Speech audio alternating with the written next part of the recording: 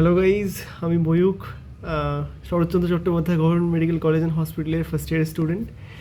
এই ফার্স্ট ইয়ারটা শেষ হলো বলতে এই ফার্স্ট প্রফটা শেষ হলো। এখন একটু ভ্যাকেশন মতোতেই আছি। আমি অ্যাকচুয়ালি তোমাদের এই যে আমাকে সবাই ডিএম করছো যে শরৎচন্দ্র চট্টোপাধ্যায় মেডিকেল কলেজটা নেবো, কীরকম কলেজ, নতুন কলেজ, কী কী প্রোজ অ্যান্ড কনস আছে, তো সেই সব নিয়ে আমাকে অনেকেই ডিএম করছে। আমি অ্যাকচুয়ালি পরীক্ষা দেওয়ার মানে সেই দিনকেই বানিয়েছিলাম ভিডিওটা। আমার একটা বন্ধু ছিল তাতে, অনুক্তি বলে, তো দুজনে মিলে অনেক ডিসকাস করছিলাম। কিন্তু তারপরে ভিডিওটা সামহাউ মানে আমার ফোনটা একটু গন্ডগোল করছে, তো ভিডিওটা আসেনি পুরোটা। তো আমি সে কারণে ভাবলাম না, আমাকে নিজেকে আরেকবার ভিডিও বানাতে হবে, কারণ তোমরা জানি এটা আমিও করেছি যে কীরকম কলেজ হবে না হবে, ঠিক আছে, খুব টেনশন থাকে। তো শুরু করা যাক কী কী প্রোজ অ্যান্ড কনস। প্রথমে প্রোজগুলোই বলবো আমি, যে প্রথম প্লাস পয়েন্ট হচ্ছে আমাদের শরৎচন্দ্র গভর্নমেন্ট মেডিকেল কলেজটা, এটার হচ্ছে লোকেশন কলকাতা থেকে খুব কাছে, ঠিক আছে, একদম মেন রোডের উপরে, নিমদিঘি ক্যাম্পাসে একদম মেন রোডের উপরে। কলকাতা থেকে যাতায়াত খুব খুব ইজি হয়। আমার কিছু মানে অনেক বন্ধু কলকাতা থেকে আসে, যেমন মানে কসবা থেকে একজন আসে, চেতলা থেকে একজন আসে, ওই 1.5 ঘন্টা মতো সময় লাগে যাতায়াতে। আর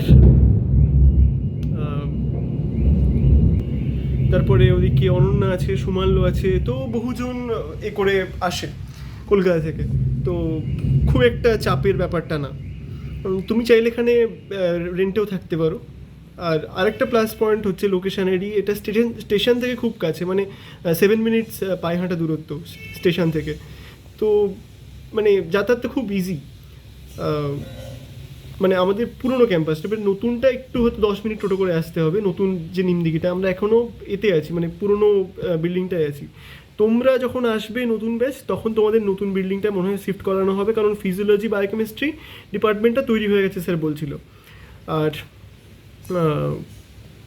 আর বাকি প্রোজের মধ্যে তো প্রফেসর যদি বলি, প্রফেসররা অসাধারণ, মানে প্রফেসররা সত্যি বলতে নলেজের দিক থেকে তো আমি বলছি না, মানে অসাধারণ, মানে নলেজের দিক থেকে কোনো প্রশ্ন হবে না। অল এইচওডিজ, অল ফ্যাকাল্টিজ মানে আলাদাই লেভেলে। কিন্তু তাও স্পেসিফিকভাবে কিছু স্যারের নাম বলতে চাইবো, যেমন অরুণাভ স্যার বাইরে থেকে স্ট্রিক্ট মনে হয়, কিন্তু অ্যাকচুয়ালি মানুষটার সঙ্গে যখন মানে পার্সোনালি কথা বলা যায়, ভীষণ হেল্প করে। তুমি নিজেও কথা বলে বুঝতে পারো, আমাদের নোডাল অফিসার যিনি আছেন অসাধারণ। তারপরে বলবো যে ডিন স্যারের কথা। ডিন স্যার আমাদের মানে নিজে ক্লাস নেন। ডিন স্যার আমি জানি না কোথাকার মানে কোন কলেজের ডিন স্যার নিজে ক্লাস নেয়, কিন্তু আমাদের ডিন স্যার নিজে ক্লাস নেয়, পড়াতে ভীষণ ভালোবাসেন, ছাত্রদের ভীষণ ভালোবাসেন। স্যারকে প্রশ্ন করলে স্যার খুব খুশি হন। বিভিন্ন রকম স্যার সবসময় স্ট্যান্ডার্ড টেক্সট বই পড়তে বলে, মানে ভীষণ ভালো আমাদের সঙ্গে। মানে ডিন স্যারের একটা তো মানে মনে হয় যে ডিন স্যার একটা বিশাল কিছু একটা পাওয়ার, একটা মানে বিশাল ঘ্যাম ট্যাম দেখাবে, একদম না। মানুষটা এতটা সিম্পল, মানে ভাবা যায় না, ভীষণ ভালো। তারপরে আমি বলবো অনিমেষ স্যারের কথা, the most positive sir Animesh sir, biochemistry ডিপার্টমেন্টের মানে উনি ফ্যাকাল্টি। আমাদের শেষের দিকে কিছু ক্লাস করিয়েছিলেন, সামনের দিকে মানে শুরুর দিকে প্র্যাকটিক্যাল ক্লাস করাতেন, মানে এতটা পজিটিভিটি ছড়ায় লোকটা, মানে ভীষণ মানে শুধু পড়াশোনার দিক থেকে না, কি বলে স্পিরিচুয়ালি দিক থেকেও ভীষণ হেল্প করে, মানে ভীষণ আলাদাই লেভেলে।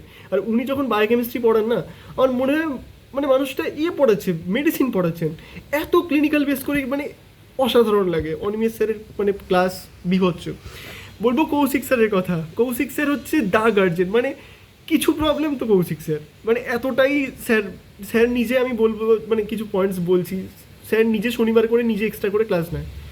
মানে আমি জানি না কোন কলেজে কোন প্রফেসর নেয়, নিজে শনিবার এক্সট্রা করে 10টা থেকে ক্লাস রাখে, ক্লিনিক্যাল কেস মানে ক্লিনিক্যালের জন্য, শুধু ক্লিনিক্যাল প্রচুর কেস স্টাডি বলেন।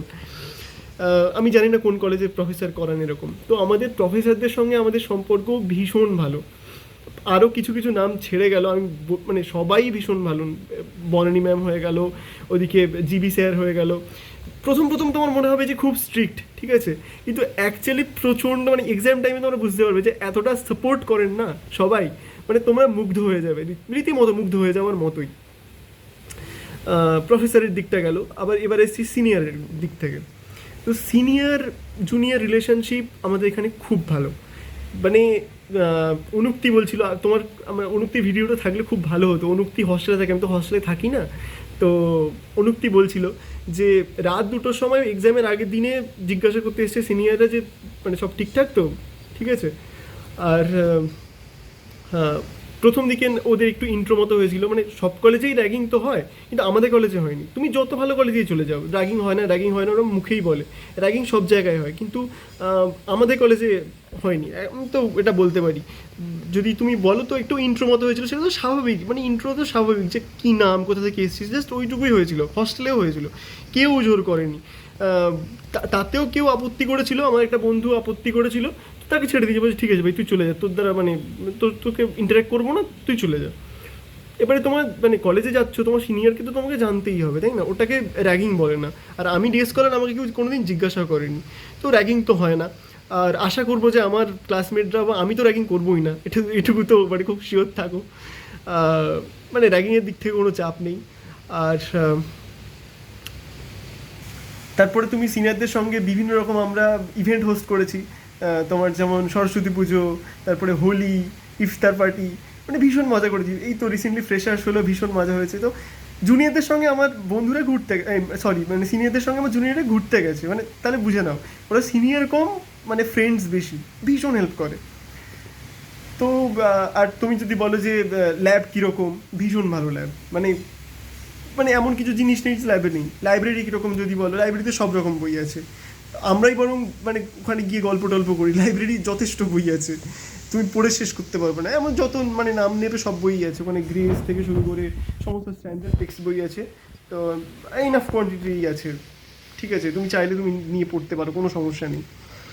আর তারপরে আমাদের যে কলেজে মানে যে স্টুডেন্ট ইউনিটের যে যে মানে হেড, যে এনামুলদা, উজমাদি, ভীষণ ভালো, মানে তুমি তোমার যে কোনো পার্সোনাল প্রবলেমও শেয়ার করতে পারো, মানে এমন কোনো বড় ইস্যু নেই, ভীষণ ভালো সবাই।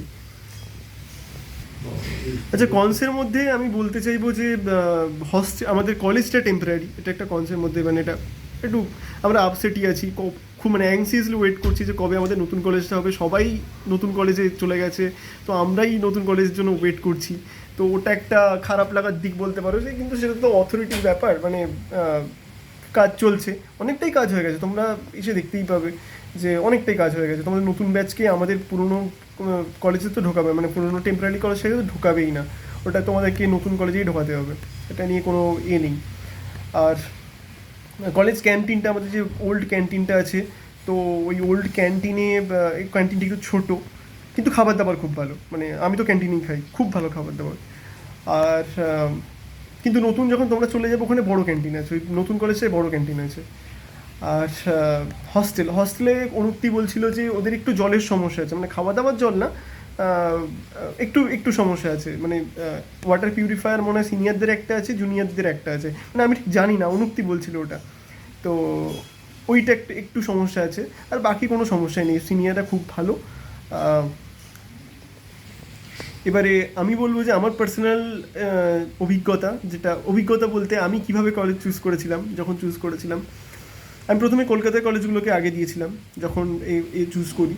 তারপরে আমি ডায়মন্ড হারবারকে প্রথমে রেখেছিলাম প্রথম দিকে, কিন্তু তারপরে আমাকে একটা আমার সিনিয়র বললো, মানে শিবাঙ্গিদি সিনিয়র বললো যে বাড়ি থেকে কাছে কলেজ নেই, কারণ মেডিকেলে অনেক স্ট্রেস হয়, তো বাড়িতে বারবার আসতে লাগে, আর যদি হস্টেলে যদি সুইট না করে তো তখন তো সমস্যা হয়ে যাবে, কারণ বাড়ির সঙ্গে টাচে থাকলে খুব ভালো হয়।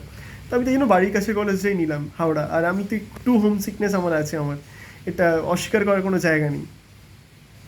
তো সে কারণেই বেসিক্যালি হিসেব নিকেশ করে আমি শরৎচন্দ্রটাকেই আগে দিয়েছিলাম। আর ডায়মন্ড হারবারে আমার কিছু মানে আমার কিছু সিনিয়র আছে, তো তারা কিছু জিনিস বলেছিল, যার জন্য আমি ডায়মন্ড হারবারটাকে নিলাম না।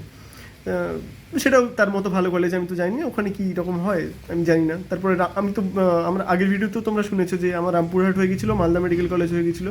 কিন্তু মালদা মেডিকেল কলেজে, ওটা ওল্ড কলেজ, ভালো কলেজ, কিন্তু ওটা অনেকটা দূর, আমার বাড়ি তো হাওড়াতে, তো নর্থ বেঙ্গলে মানে অনেকটা দূর হয়ে যাচ্ছে, তো সে কারণে আর মালদার থেকে আমাদের কলেজে কাট অফও বেশি গেছে। এবারে তোমরা যখন আসবে তো মনে হয় কাট অফ আরও বেশি হবে, 650-50 মানে কাট অফ চলে যাবে, আমি জানি না। আর যেহেতু তোমরা সিনিয়র ব্যাচ পেয়ে যাচ্ছ দুটো, আমরা সিনিয়র ব্যাচ একটা আছি, আর একটা সিনিয়র ব্যাচ তো আছেই, তো দুটো তো সিনিয়র ব্যাচ তোমরা পেয়ে যাচ্ছ, তো কাট অফ তো এবারেও বেশি যাবে। আর যাতায়াতের তো সমস্যা নেই, বললাম যে একদম হাইওয়ের একদম পাশে নিমদিঘি কলেজটা।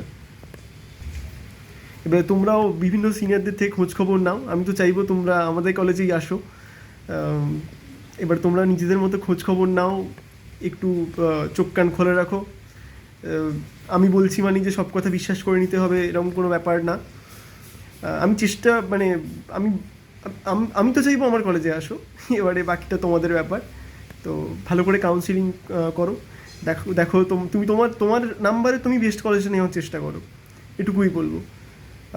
ব্যাস, এটা একটু ছোট্ট করে একটা মেসেজ দেওয়ার ছিল। তো ভালো করে কাউন্সিলিংটা করো, সাবধানে করো, কারণ কাউন্সিলিংয়ে আমি শুনেছিলাম আমাদের বেলাতে কাউন্সিলিংয়ে একজনের ভুল হয়ে গিয়ে মানে তার আর কলেজে হয়নি, মানে এটা সব থেকে প্যাথেটিক। সবসময় ওয়েবসাইটে চেক করতে থাকো, তোমার এখন একটাই কাজ কলেজ পাওয়া। যতক্ষণ না কলেজ পাচ্ছ, ভর্তি হচ্ছ, ততক্ষণ ইভেন যতক্ষণ না কাউন্সিলিং শেষ হচ্ছে, সবসময় প্রত্যেক দিন একটা টাইম ফিক্সড করে রাখো যেটাতে তুমি ওই ওয়েবসাইটে চেক করতে থাকবে। কারণ কাউন্সিলিংয়ে ভুল হলে এটা মার্সি করা যায় না, কারণ এত ভালো করে খাটলে, পরীক্ষা দিলে, কাট অফ এবারে বেশি গেছে। তো প্লিজ কাউন্সিলিংটা ঠিক করে করো। তো ভালো থেকো সবাই, দেখা হচ্ছে পরের ভিডিওতে, বাই।